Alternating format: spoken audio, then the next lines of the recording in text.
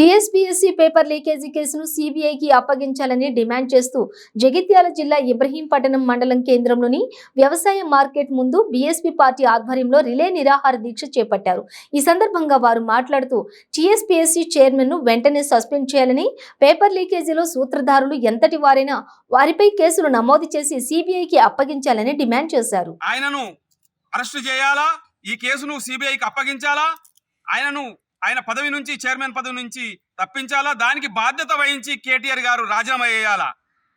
లేని పక్షంలో ఈ యొక్క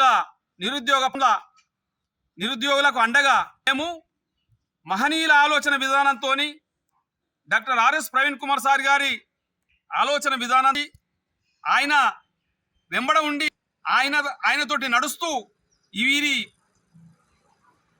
పక్షాన మేము మరింత ఉద్యమం చేపట్టే సమయం ఆసన్నమైంది. వీళ్ళను ప్రభుత్వాలను దించే సమయం ఆసన్నమైంది. నిరుద్యోగులు, మహిళలు, ఉద్యోగుల పట్ల లీకేజీ జరిగింది. అది ఏ విధంగా జరిగింది?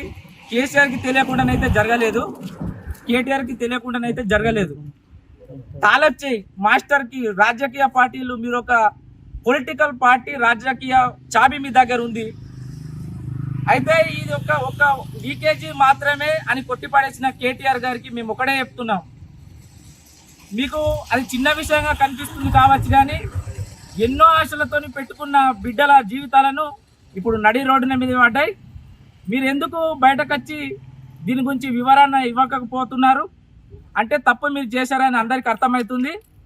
తెలంగాణలో మిమ్మల్ని తరిమేదాకా మా బహుజన్ సమాజ్ పార్టీ ఉద్యమం ఆగదు.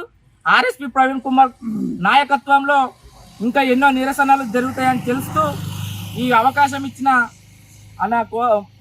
మోహన్ రెడ్డి అన్న గారికి మరియు నింబన్న గారికి జై భీములు తెలియజేస్తున్నాను.